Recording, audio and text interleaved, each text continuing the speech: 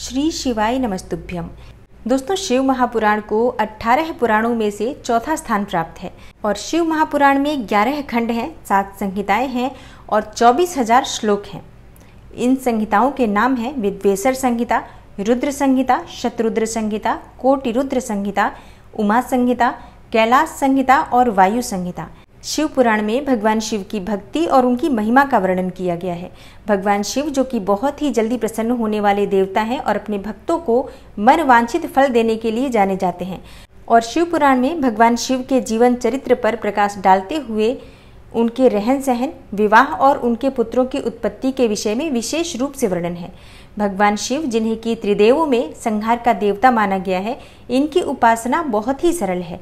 जो भी भक्त भगवान शिव की सरलता और सहजता से आराधना करते हैं, भगवान शिव उन पर प्रसन्न हो जाते हैं। शिव तो स्वच्छ जल, बिल्वपत्र, कंटीले और न खाए जाने वाले पौधों के फल धतूरा से ही प्रसन्न हो जाते हैं और शिव को मनोरम वेशभूषा और अलंकारों की भी आवश्यकता नहीं है। ये तो औघड़ बाबा हैं। जटाजूटधारी, गले में लिपटे नाग और रुद्राक्ष की मालाएं, शरीर पर बाघंबर, चिता की भस्म लगाए एवं हाथ में त्रिशूल पकड़े हुए वे सारे विश्व को अपनी पदचाप तथा डमरू की कर्णभेदी ध्वनि से नचाते रहते हैं। इसलिए उन्हें नटराज की संज्ञा भी दी गई है। भगवान शिव की वेशभूषा से जीवन और मृत्यु का बोध होता है। शीश पर गंगा और चंद्र जीवन एवं कला के प्रतीक हैं। शरीर पर चिता की भस्म मृत्यु की प्रतीक है।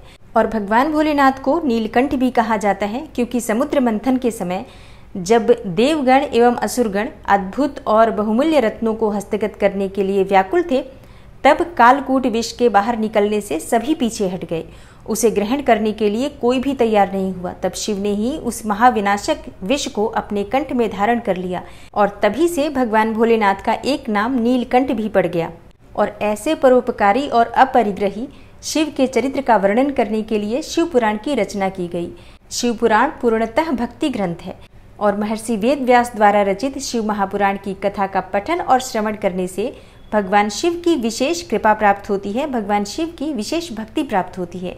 इसलिए भक्तों को पूरे श्रद्धा भाव से इस कथा का श्रवण करना चाहिए।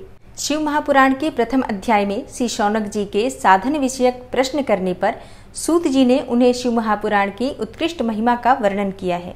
श्री शौनक जी ने पूछा, महाज्ञानी सूत जी, आप संपूर्ण सिद्धांतों के ज्ञाता हैं। प्रभु, मुझसे पुराणों की कथाओं के सार तत्व का विशेष रूप से वर्णन कीजिए।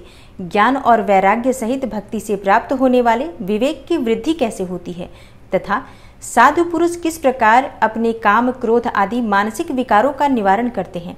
इस घोर कलिकाल में जीव प्रायः आसुर स्वभाव के हो गए हैं। उस जीव समुदाय को शुद्ध दैवी संपत्ति से युक्त बनाने के लिए सर्वश्रेष्ठ उपाय क्या है? आप इस समय मुझे ऐसा कोई शाश्वत साधन बताइए जो कल्याणकारी वस्तुओं में भी सबसे उत्कृष्ट एवं परम मंगलकारी हो तथा पवित्र करने वाले उपायों से भी सर्वोत्तम पवित्र कारक उपाय हो। तात वह साधन ऐसा हो जिसके अनुष्ठान से शीघ्र ही अंतःकरण की विशेष शुद्धि हो जाए तथा उससे निर्मल चित्त वाले पुरुष को सदा के लिए शिव की प्राप्ति हो जाए।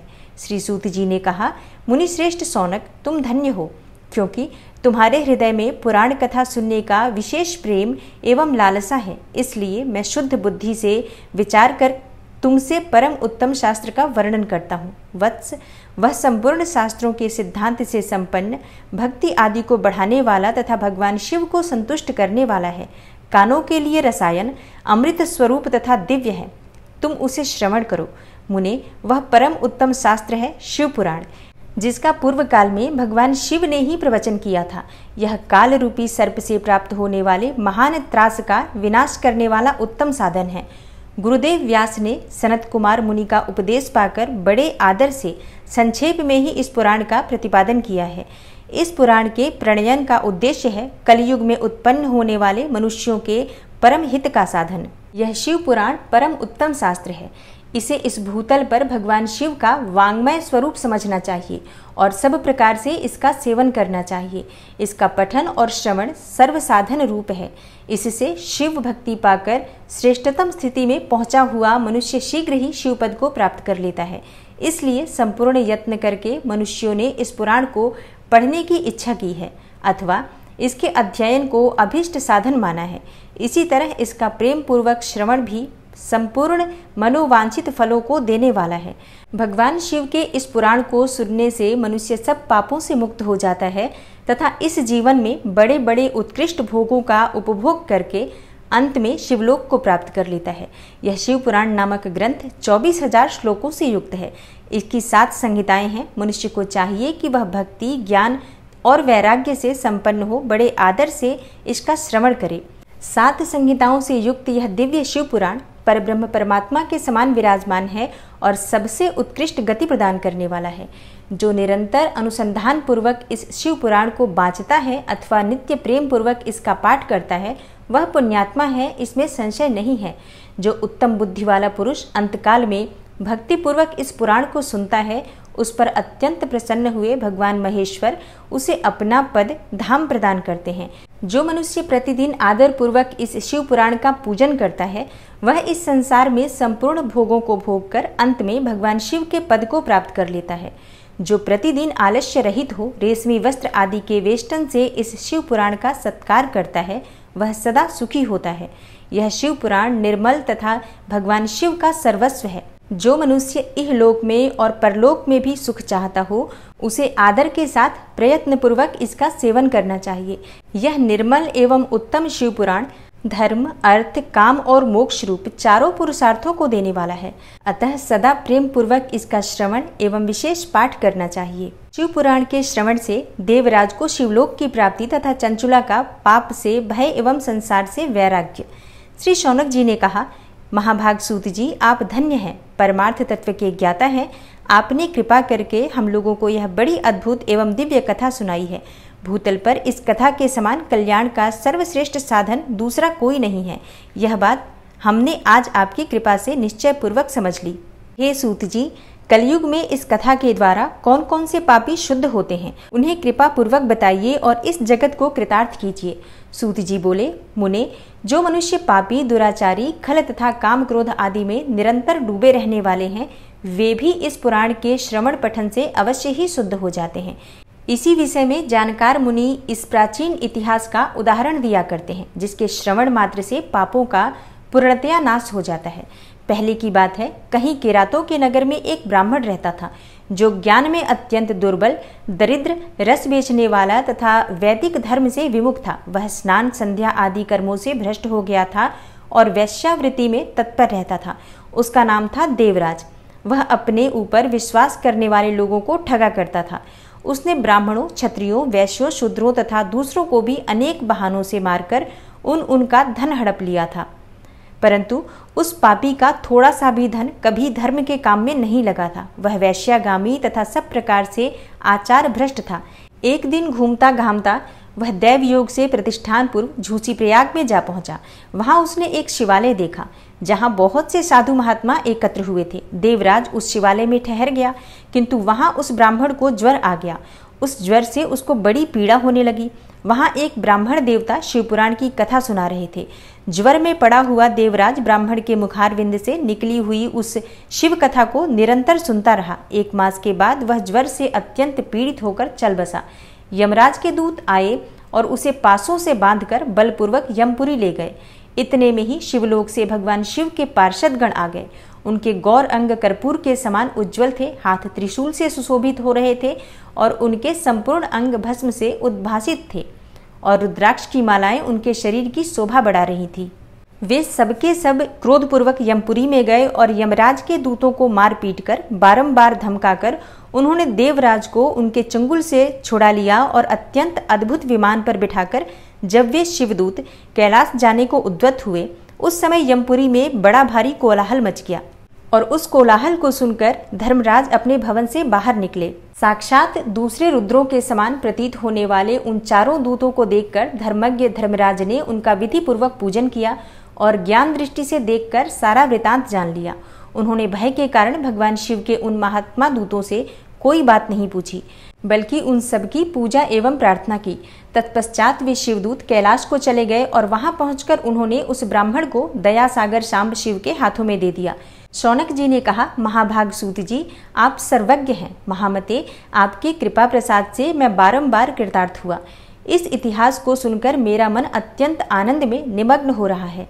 अतः अब भगवान शिव में प्रेम बढ़ाने वाली शिव संबंधिनी दूसरी कथा को भी कहिए।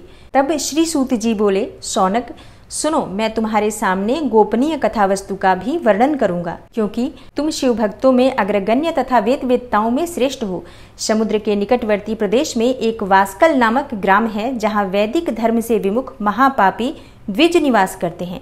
वे सबके सब बड़े दुष्ट हैं। उनका मन दूषित विषय भोगों में ही लगा रहता है। वे न देवताओं पर विश्वास करते हैं और न भाग्य पर। वे सभी कुटिल वृत्ति वाले हैं, किसानी करते और भांति भांति के घातक अस्त्र शस्त्र रखते हैं। वे व्याभिचारी और खल हैं। ज्ञान वैराग्य तथा सद्धर्म का सेवन ही मनुष्य के लिए परम पुरुषार्थ है, इस बात को वे बिल्कुल नहीं जानते हैं। वे सभी पशु बुद्धि वाले हैं। जहाँ के द्विज ऐसे हों, वहाँ के अन्य वर्णों के विषय में क्या कहा जाए। अन्य वर्णों के लोग भी उन्हीं की भांति कुत्सित विचार रखने वाले, स्वधर्म विमुख एवं खल हैं। वे सदा कुकर्म में लगे रहते और नित्य विषय भोगों में ही डूबे रहते हैं। वहाँ की सब स्त्रियां भी कुटिल स्वभाव की, स्वेच्छाचारिणी, पापासक्त, कुत्सित विचार वाली और व्याभिचारिणी हैं। वे सद्व्यवहार तथा सदाचार से सर्वथा शून्य हैं। इस प्रकार वहाँ दुष्टों का ही निवास है। उस वास्कल नामक ग्राम में किसी समय एक बिंदुक नामधारी ब्राह्मण रहता था। वह बड़ा अधम था, दुरात्मा और महापापी था। यद्यपि उसकी स्त्री बड़ी सुंदरी थी, तो भी वह कुमार्ग पर ही चलता था। उसकी पत्नी का नाम चंचुला था। वह सदा उत्तम धर्म के पालन में लगी रहती थी, तो भी उसे छोड़कर वह दुष्ट ब्राह्मण वैश्यागामी हो गया था। इस तरह कुकर्म में लगे हुए उस बिंदुक के बहुत वर्ष व्यतीत हो गए। उसकी स्त्री चंचुला काम से पीड़ित होने पर भी, स्वधर्म नाश के भय से क्लेश सहकर भी दीर्घ काल तक धर्म से भ्रष्ट नहीं हुई, परंतु दुराचारी पति के आचरण से प्रभावित हो आगे चलकर वह स्त्री भी दुराचारिणी हो गई। इस तरह दुराचार में डूबे हुए उन मूढ़ चित्त वाले पति पत्नी का बहुत समय व्यर्थ बीत गया। तदनंतर शूद्र जातीय वैश्या का पति बना हुआ वह दूषित बुद्धि वाला दुष्ट ब्राह्मण बिंदुक समयानुसार मृत्यु को प्राप्त हो नरक में जा पड़ा। बहुत दिनों तक नरक के दुख भोग कर वह मूढ़ बुद्धि पापी विंध्य पर्वत पर भयंकर पिशाच हुआ। उधर उस दुराचारी पति बिंदुक के मर जाने पर वह मूढ़ हृदया चंचुला बहुत समय तक पुत्रों के साथ अपने घर में ही रही। एक दिन दैव योग से किसी पुण्य पर्व के आने पर वह स्त्री भाई बंधुओं के साथ गोकर्ण क्षेत्र में गई। तीर्थयात्रियों के संग से उसने भी उस समय जाकर किसी तीर्थ के जल में स्नान किया। फिर वह साधारणतया मेला देखने की दृष्टि से बंधुजनों के साथ यत्र तत्र घूमने लगी। घूमती घामती किसी देव मंदिर में गई और वहां उसने एक दैवज्ञ ब्राह्मण के मुख से भगवान शिव की परम पवित्र एवं मंगलकारिणी उत्तम पौराणिक कथा सुनी। कथावाचक ब्राह्मण कह रहे थे कि जो स्त्रियां पर पुरुषों के साथ व्याभिचार करती हैं, वे मरने के बाद यमलोक जाती हैं। पौराणिक ब्राह्मण के मुख से यह वैराग्य बढ़ाने वाली कथा सुनकर चंचुला भय से व्याकुल होकर कांपने लगी। जब कथा समाप्त हुई और सुनने वाले सब लोग वहां से बाहर चले गए, तब वह भयभीत नारी एकांत में शिव पुराण की कथा बांचने वाले उन ब्राह्मण देवता से बोली। चंचुला ने कहा, ब्राह्मण, मैं अपने धर्म को नहीं जानती थी, इसलिए मेरे द्वारा बड़ा दुराचार हुआ है। स्वामिन, मेरे ऊपर अनुपम कृपा करके आप मेरा उद्धार कीजिए। आज आपके वैराग्य रस से ओतप्रोत इस प्रवचन को सुनकर मुझे बड़ा भय लग रहा है। मैं कांप उठी हूँ और मुझे इस संसार से वैराग्य हो गया है। मुझ मूढ़ चित्त वाली पापिनी को धिक्कार है। मैं सर्वथा निंदा के योग्य हूँ, कुत्सित विषयों में फंसी हुई हूँ और अपने धर्म से विमुख हो गई हूँ। हाय, न जाने किस किस घोर कष्टदायक दुर्गति में मुझे पड़ना पड़ेगा और वहाँ कौन बुद्धिमान पुरुष कुमार्ग में मन लगाने वाली मुझ पापिनी का साथ देगा। मृत्यु काल में उन भयंकर यमदूतों को मैं कैसे देखूंगी। जब वे बलपूर्वक मेरे गले में फंदे डालकर मुझे बांधेंगे, तब मैं कैसे धीरज धारण कर सकूंगी। नरक में जब मेरे शरीर के टुकड़े टुकड़े किए जाएंगे, उस समय विशेष दुख देने वाली उस महायातना को वहां मैं कैसे सहूंगी। हाय, मैं मारी गई, मैं जल गई, मेरा हृदय विदीर्ण हो गया और मैं सब प्रकार से नष्ट हो गई, क्योंकि मैं हर तरह से पाप में ही डूबी रही हूँ। ब्राह्मण, अब आप ही मेरे गुरु, आप ही माता और आप ही पिता हैं। आपकी शरण में आई मुझ दीन अबला का आप ही उद्धार कीजिए, उद्धार कीजिए। सूत जी कहते हैं, शौनक, इस खेद और वैराग्य से युक्त हुई चंचुला ब्राह्मण देवता के दोनों चरणों में गिर पड़ी।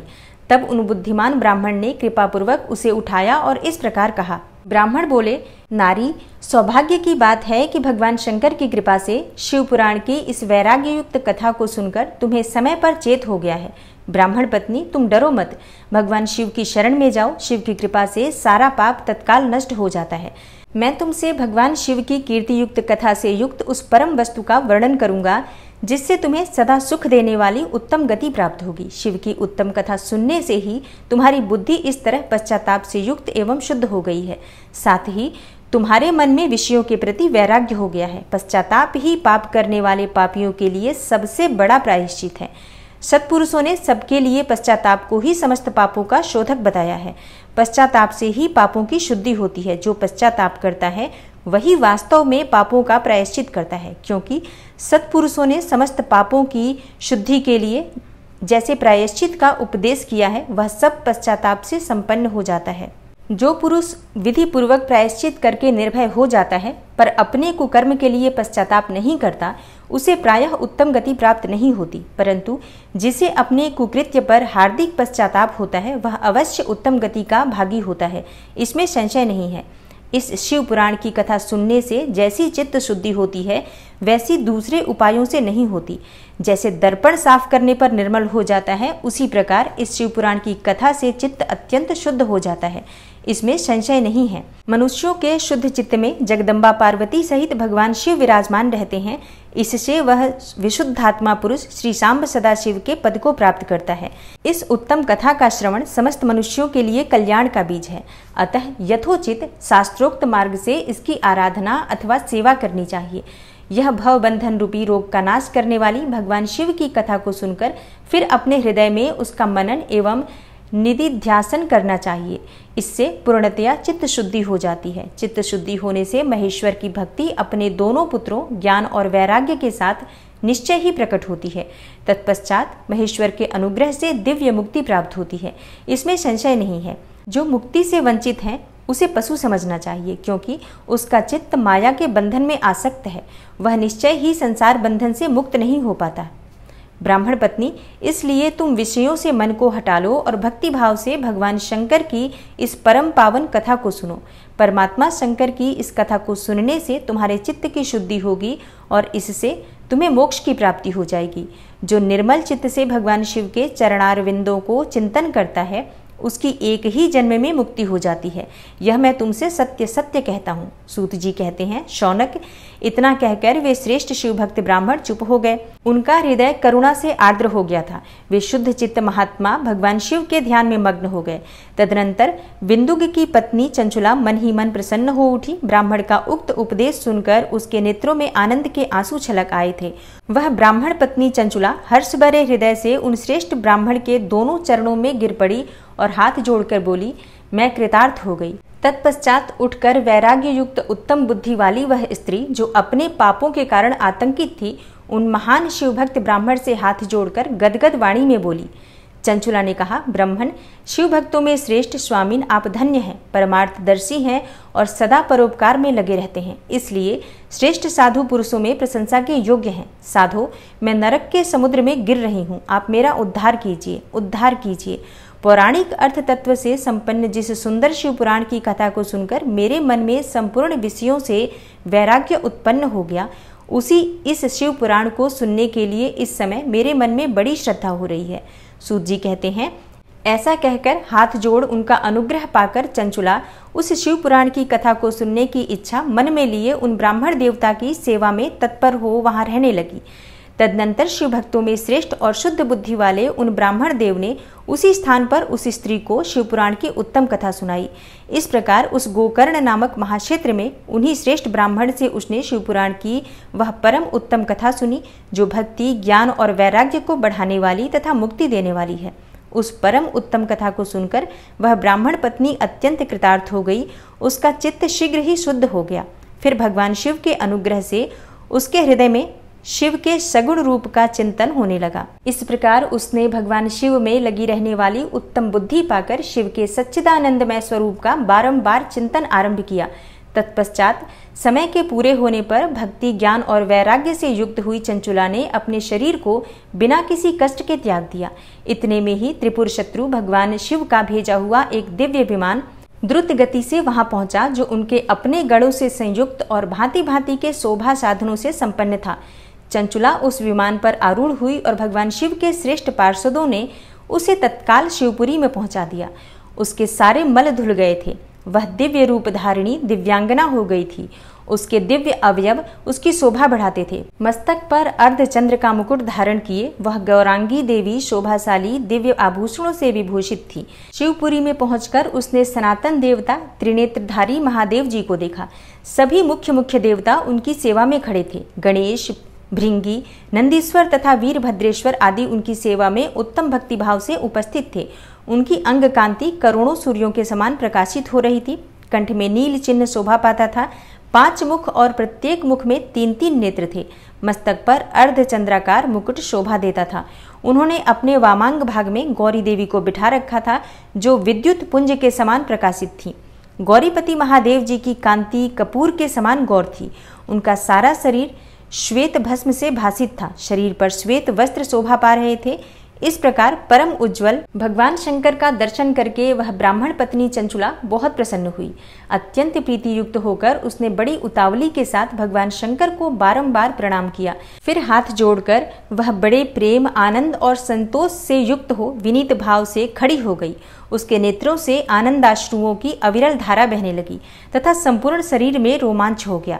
उस समय भगवती पार्वती और भगवान शंकर ने उसे बड़ी करुणा के साथ अपने पास बुलाया और सौम्य दृष्टि से उसकी ओर देखा। पार्वती जी ने तो दिव्य रूप धारिणी विंदुक प्रिया चंचुला को प्रेम पूर्वक अपनी सखी बना लिया।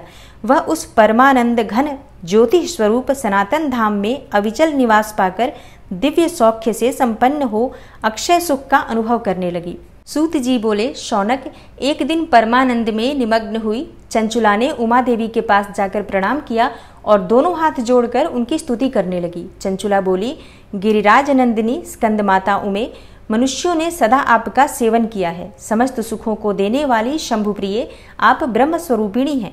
विष्णु और ब्रह्मा आदि देवताओं द्वारा सेव्य हैं। आप ही सगुणा और निर्गुणा हैं तथा आप ही सूक्ष्मा सच्चिदानंद स्वरूपिणी आद्या प्रकृति हैं। आप ही संसार की सृष्टि, पालन और संहार करने वाली हैं। तीनों गुणों का आश्रय भी आप ही हैं। ब्रह्मा, विष्णु और महेश्वर इन तीनों देवताओं का आवास स्थान तथा उनकी उत्तम प्रतिष्ठा करने वाली पराशक्ति आप ही हैं। सूत जी कहते हैं, शौनक, जिसे सद्गति प्राप्त हो चुकी थी वह चंचुला इस प्रकार महेश्वर पत्नी उमा की स्तुति करके सिर झुकाए चुप हो गई। उसके नेत्रों से प्रेम के आंसू उमड़ आए थे। तब करुणा से भरी हुई शंकर प्रिया भक्तवत्सला पार्वती देवी ने चंचुला को संबोधित करके बड़े प्रेम से इस प्रकार पूछा। पार्वती बोली, सखी चंचुले, सुंदरी, मैं तुम्हारी की हुई इस स्तुति से बहुत प्रसन्न हूँ। बोलो, क्या वर मांगती हो? तुम्हारे लिए मुझे कुछ भी अदेय नहीं है। चंचुला बोली, निष्पाप गिरिराज कुमारी, मेरे पति बिंदुग इस समय कहाँ हैं? उनकी कैसी गति हुई है यह मैं नहीं जानती। कल्याणमयी दीन वत्सले, मैं अपने उन पतिदेव से जिस प्रकार संयुक्त हो सकूं वैसा ही उपाय कीजिए।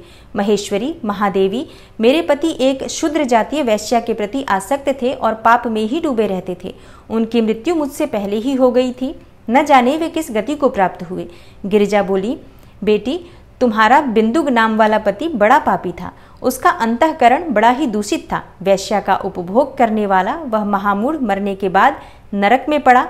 अगणित वर्षों तक नरक में नाना प्रकार के दुख भोग कर वह पापात्मा अपने शेष पाप को भोगने के लिए विंध्य पर्वत पर पिशाच हुआ है। इस समय वह पिशाच अवस्था में ही है और नाना प्रकार के क्लेश उठा रहा है। वह दुष्ट वहीं वायु पीकर रहता है और सदा सब प्रकार के कष्ट सहता है। सूत जी कहते हैं, शौनक, गौरी देवी की यह बात सुनकर उत्तम व्रत का पालन करने वाली चंचुला उस समय पति के महान दुख से दुखी हो गई। फिर मन को स्थिर करके उस ब्राह्मण पत्नी ने व्यथित हृदय से महेश्वरी को प्रणाम करके पुनः पूछा। चंचुला बोली, महेश्वरी, महादेवी, मुझ पर कृपा कीजिए और दूषित कर्म करने वाले मेरे उस दुष्ट पति का अब उद्धार कर दीजिए। देवी, कुत्सित बुद्धि वाले मेरे उस पापात्मा पति को किस उपाय से उत्तम गति प्राप्त हो सकती है यह शीघ्र बताइए, आपको नमस्कार है। पार्वती ने कहा, तुम्हारा पति यदि शिव पुराण की पुण्यमयी उत्तम कथा सुने तो सारी दुर्गति को पार करके वह उत्तम गति का भागी हो सकता है। अमृत के समान मधुर अक्षरों से युक्त गौरी देवी का यह वचन आदर पूर्वक सुनकर चंचुला ने हाथ जोड़कर मस्तक झुकाकर उन्हें बारंबार प्रणाम किया और अपने पति के समस्त पापों की शुद्धि तथा उत्तम गति की प्राप्ति के लिए पार्वती देवी से यह प्रार्थना की, मेरे पति को शिव पुराण सुनाने की व्यवस्था होनी चाहिए। उस ब्राह्मण पत्नी के बारंबार प्रार्थना करने पर शिवप्रिया गौरी देवी को बड़ी दया आई। उन भक्तवत्सला महेश्वरी गिरिराज कुमारी ने भगवान शिव की उत्तम कीर्ति का गान करने वाले गंधर्वराज तुम्बुरु को बुलाकर उनसे प्रसन्नता पूर्वक इस प्रकार कहा, तुम्बुरो, तुम्हारी भगवान शिव में प्रीति है। तुम मेरे मन की बातों को जानकर मेरे अभीष्ट कार्यों को सिद्ध करने वाले हो, इसलिए मैं तुमसे एक बात कहती हूँ, तुम्हारा कल्याण हो। तुम मेरी इन सखी के साथ शीघ्र ही विंध्य पर्वत पर जाओ। वहाँ एक महाघोर और भयंकर पिशाच रहता है, उसका वृतांत तुम आरंभ से ही सुनो। मैं तुमसे प्रसन्नता पूर्वक सब कुछ बताती हूँ। पूर्व जन्म में वह पिशाच बिंदुग नामक ब्राह्मण था, मेरी इस सखी चंचुला का पति था, परंतु वह दुष्ट वैश्यागामी हो गया। स्नान संध्या आदि नित्य कर्म छोड़कर अपवित्र रहने लगा। क्रोध के कारण उसकी बुद्धि पर मूढ़ता छा गई थी। वह कर्तव्य का विवेक नहीं कर पाता था। अभक्ष्य भक्षण, सज्जनों से द्वेष और दूषित वस्तुओं का दान लेना, यही उसका स्वाभाविक कर्म बन गया था।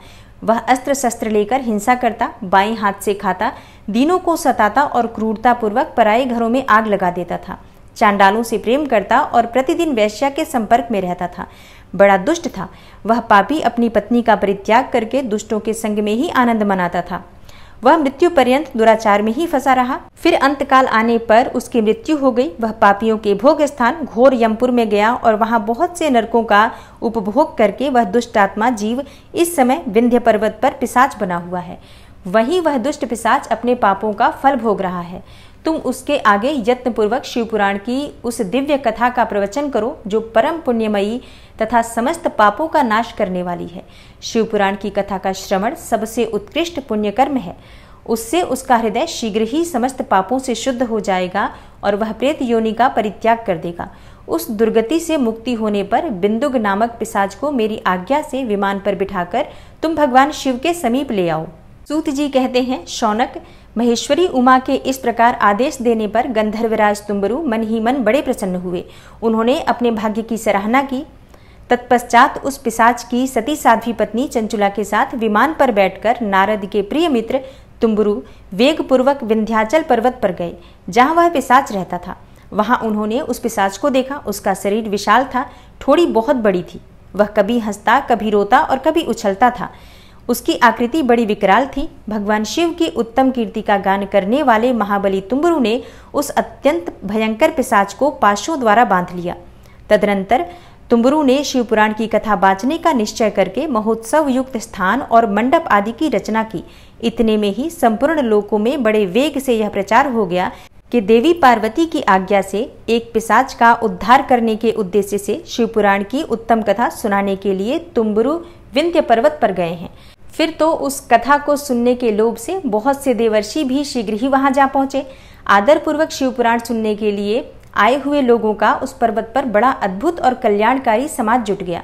फिर तुम्बुरु ने उस पिशाच को पासों से बांधकर आसन पर बिठाया और हाथों में वीणा लेकर गौरीपति की कथा का गान आरंभ किया।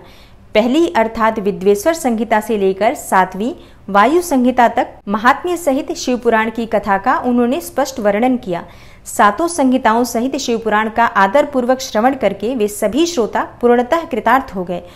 उस परम पुण्यमय शिव पुराण को सुनकर उस पिशाच ने अपने सारे पापों को धोकर उस पैशाचिक शरीर को त्याग दिया। फिर तो शीघ्र ही उसका रूप दिव्य हो गया। अंग कांति गौरवर्ण की हो गई। शरीर पर श्वेत वस्त्र तथा सब प्रकार के पुरुषोचित आभूषण उसके अंगों को उद्भासित करने लगे। वह त्रिनेत्रधारी चंद्रशेखर रूप हो गया। इस प्रकार दिव्य देहधारी होकर श्रीमान बिंदुग अपनी प्राण वल्लभा चंचुला के साथ स्वयं भी पार्वती वल्लभ भगवान शिव का गुणगान करने लगा।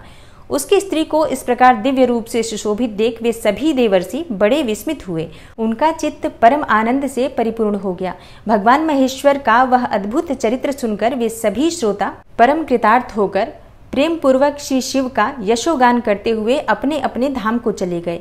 दिव्य रूपधारी श्रीमान बिंदुक भी सुंदर विमान पर अपनी प्रियतमा के पास बैठकर सुखपूर्वक आकाश में स्थित हो बड़ी शोभा पाने लगा। तदनंतर महेश्वर के सुंदर एवं मनोहर गुणों का गान करता हुआ वह अपनी प्रियतमा तथा तुम्बुरु के साथ शीघ्र ही शिवधाम में जा पहुंचा। वहां भगवान महेश्वर तथा पार्वती देवी ने प्रसन्नतापूर्वक बिंदुक का बड़ा सत्कार किया और उसे अपना पार्षद बना लिया। उसकी पत्नी चंचुला पार्वती जी की सखी हो गई। उस घनीभूत ज्योति स्वरूप परमानंदमय सनातन धाम में अविचल निवास पाकर वे दोनों दंपत्ति परम सुखी हो गए। ओम नमः शिवाय। श्री शिवाय नमस्तुभ्यम।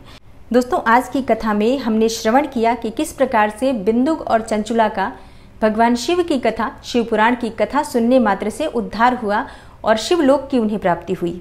और कल की कथा में हम श्रवण करेंगे कि शिव पुराण के श्रवण की विधि और श्रोताओं के पालन करने योग्य नियम क्या होते हैं। तो आशा करती हूँ कि आज की वीडियो से आपको लाभ अवश्य होगा। अगर आपको आज की वीडियो अच्छी लगी हो, थोड़ी सी भी आपके लिए हेल्पफुल हो, तो वीडियो को लाइक ज़रूर कीजिए और शेयर भी ज़रूर कीजिए फैमिली फ्रेंड्स के साथ। चैनल पर पहली बार आए हैं, अगर अभी तक आपने चैनल को सब्सक्राइब नहीं किया है, तो आज की वीडियो अगर आपको अच्छी लगे तो चैनल को सब्सक्राइब जरूर कर लीजिए और बेल बटन को भी प्रेस कर लीजिए। तो इससे ये होगा कि इस चैनल पर जो नई वीडियो अपलोड होंगी उनकी नोटिफिकेशन आपको सही समय पर प्राप्त होगी। मैं मिलती हूँ आपसे अगली वीडियो में, तब तक के लिए नमस्कार।